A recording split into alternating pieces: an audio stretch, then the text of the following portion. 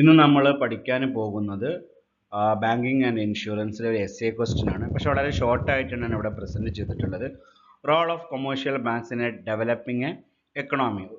ഒരു എക്കണോമീനെ ഡെവലപ്പ് ചെയ്യുന്നതിൽ ഒരു കൊമേഴ്ഷ്യൽ ബാങ്കിൻ്റെ റോളാണ് നമ്മൾ പഠിക്കുന്നത്. ഞാൻ പോയിൻ്റ് ഔട്ട് ചെയ്തിട്ടുള്ളത് പ്രധാനമായിട്ടും ക്യാപിറ്റൽ ഫോർമേഷനെ സഹായിക്കുന്നു. ഇങ്ങനെയാണ് ക്യാപിറ്റൽ ഫോർമേഷനെ സഹായിക്കുക.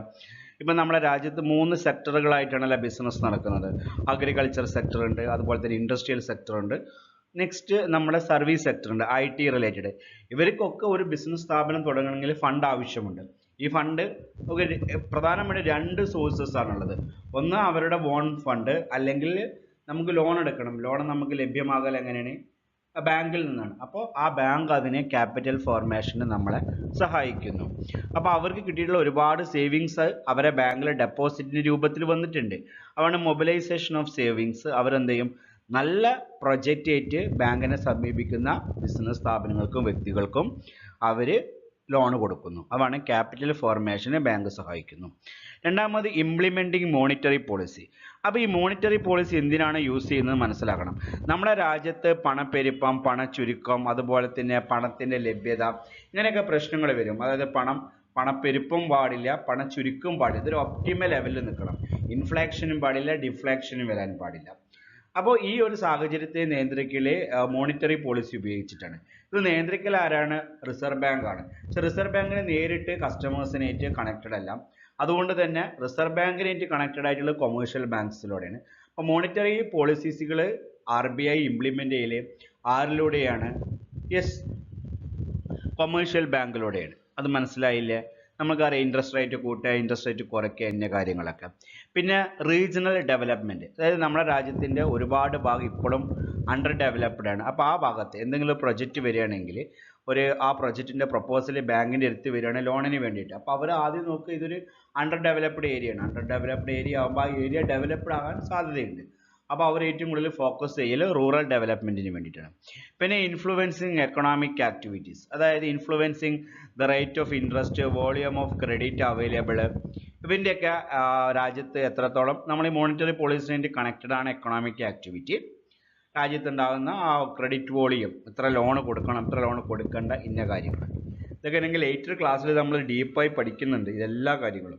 പിന്നെ പറയുന്നത് ട്രേഡ് ഡെവലപ്മെൻ്റ് ആണ്, നമ്മുടെ കച്ചവട വികസനം. കാരണം ഇതിനാണ് അവർ കറണ്ട് അക്കൗണ്ട് പ്രൊവൈഡ് ചെയ്യുന്നത്, ഓവർ ഡ്രാഫ്റ്റ് പ്രൊവൈഡ് ചെയ്യുന്നത്, ലെറ്റർ ഓഫ് ക്രെഡിറ്റ് പ്രൊവൈഡ് ചെയ്യുന്നത്, എക്സ്പോർട്ട് ഇമ്പോർട്ടൻസിൽ ഇൻഫർമേഷൻസ് ഒക്കെ ബിസിനസ്സിനെ സഹായിക്കുന്നുണ്ട് ബാങ്ക്, അല്ലേ? പിന്നെ അഗ്രികൾച്ചറൽ ഡെവലപ്മെൻ്റ് ആണ്. നമുക്കറിയാം കൃഷിക്ക് വേണ്ടിയിട്ട് ധാരാളം ഹെൽപ്പുകളാണ് ബാങ്ക് നൽകുന്നത്. ഒരുപാട് കർഷകർക്ക് ആവശ്യമായ ലോണുകളൊക്കെ ബാങ്കിൽ നിന്നാണ് ഇൻട്രസ്റ്റ് റേറ്റ് കുറച്ചിട്ട് സബ്സിഡീസിൽ പ്രൊവൈഡ് ചെയ്യുന്നുണ്ട്, അല്ലേ? പിന്നെ അതുപോലെ തന്നെയാണ് നമുക്ക് മറ്റൊരു ഏരിയയാണ് സെക്കൻഡറി ഏരിയയാണ് ഇൻഡസ്ട്രിയൽ ഡെവലപ്മെൻറ്റ് ബാങ്ക് നൽകുന്നുണ്ട്. നമ്മളെ രാജ്യത്ത് തന്നെ മുദ്രാ ബാങ്ക് പറഞ്ഞൊരു ബാങ്ക് തന്നെ ഉണ്ട് ഇൻഡസ്ട്രീസിനെ മാത്രം സഹായിക്കാൻ വേണ്ടിയിട്ടുള്ളത്. പിന്നീട് വരുന്നതാണ് ഡെവലപ്മെൻറ്റ് ഓഫ് ഫോറിൻ ട്രേഡ്, വിദേശ കച്ചവടം, എക്സ്പോർട്ട് ഇമ്പോർട്ടൻസ്. ഇതിനായിട്ട് നമുക്കൊരു ബാങ്ക് ഉണ്ട്, എക്സിം ബാങ്ക് എന്ന് പറഞ്ഞിട്ട്. പിന്നെ ഒട്ടുമിക്ക കൊമേഴ്ഷ്യൽ ബാങ്ക്സും ഈ എക്സ്പോർട്ട് ഇമ്പോർട്ടിനെ എന്ത് ചെയ്യുന്നുണ്ട്? സഹായിക്കുന്നുണ്ട്. ഇനി പറയുന്നത് ട്രാൻസ്ഫർ ഓഫ് മണി, അല്ലേ? ഒരു ഭാഗത്തു നിന്ന് മറ്റൊരു ഭാഗത്തേക്ക് ഫണ്ട് ട്രാൻസ്ഫർ ചെയ്യാൻ നമ്മൾ കഴിഞ്ഞ ക്ലാസ്സുകളിൽ പഠിച്ചു. RTGS, നെഫ്റ്റ്, ഇൻ്റർനെറ്റ് ബാങ്കിങ് ഒക്കെ നമ്മളെ സഹായിക്കുന്നു. പിന്നെ മോർ പ്രൊഡക്ഷന്, ഫണ്ടൊക്കെ ധാരാളം ക്യാപിറ്റൽ നമ്മൾ കിട്ടിക്കഴിഞ്ഞിട്ടുണ്ടെങ്കിൽ ഏതൊരു ബിസിനസ്സിൻ്റെ ഒരു പോരായ്മ എന്ന് പറഞ്ഞു കഴിഞ്ഞാൽ വിചാരിച്ചത്ര ഫണ്ട് കിട്ടാത്തതുകൊണ്ട്. അപ്പം നന്നായിട്ട് ഫണ്ട് ബാങ്ക് പ്രൊവൈഡ് ചെയ്യുമ്പോൾ പ്രൊഡക്ഷൻ ഓട്ടോമാറ്റിക്കലി വർദ്ധിക്കും. പിന്നെ development of transportation and communication, safe custody, നമ്മളെ ഓർണമെൻറ്റ്സ് അതുപോലെ തന്നെ വാല്യുബിൾസ് ഒക്കെ ബാങ്കിൽ ലോക്കർ ഫെസിലിറ്റീസ് ഉണ്ട്. പിന്നെ കൺസ്ട്രക്ഷൻ ഓഫ് ഹൗസസ്. പിന്നെ നമുക്കൊരു കാര്യം അറിയാം, HDFC ഒക്കെ ആദ്യം സ്ഥാപിതമായതിനെ ഹൗസ് ഡെവലപ്മെൻറ്റിന് വേണ്ടിയിട്ടാണ്. LIC, HUDCO, ഇങ്ങനത്തെ ഒരുപാട് സ്ഥാപനങ്ങൾ, അതായത് ഫിനാൻഷ്യൽ ഇൻസ്റ്റിറ്റ്യൂഷൻസ് നമ്മുടെ രാജ്യത്ത് വീട് നിർമ്മാണത്തിന് വേണ്ടിയിട്ട് ലോങ് ടേം ലോൺസ് 30 വർഷം, 20 വർഷം, 15 വർഷമുള്ള ലോണുകൾ കൊടുക്കുന്നുണ്ട്. അപ്പോൾ ജനങ്ങൾക്ക് വളരെ സാവധാനത്തിൽ അടച്ചു തീർത്താൽ മതി. പിന്നെ ഇൻക്രീസ് ഇൻ എംപ്ലോയ്മെൻറ്റ്, ബാങ്ക് ലോണുകൾ കൊടുക്കുകയും മറ്റു സൗകര്യങ്ങളൊക്കെ നൽകുമ്പോൾ കൂടുതൽ തൊഴിലവസരങ്ങൾ സൃഷ്ടിക്കപ്പെടും. അപ്പോൾ അത് ബാങ്ക് അതിനെ സഹായിക്കുന്നുണ്ട്. പിന്നെ അസിസ്റ്റൻ്റ് ടു ഗവൺമെൻറ്റിന് പല കാര്യങ്ങളിലും അസിസ്റ്റ് ചെയ്യുന്നത് ഇങ്ങനത്തെ ബാങ്കുകളാണ്. പിന്നെ എൻകറേജ്മെൻറ്റ് ഓഫ് എൻ്റർപ്രണേഴ്സിനെ നന്നായിട്ട് ബിസിനസ് ബാങ്കിങ് ബിസിനസ് സപ്പോർട്ട് ചെയ്യും. കാരണം ഇവർ അവരുടെ ഒരു പ്രധാനപ്പെട്ട ഭാഗമാണ്. ഇത്രയും കാര്യങ്ങളാണ് പോയിന്റ്. കുറച്ച് പോയിന്റ് കൂടുതലുണ്ട്.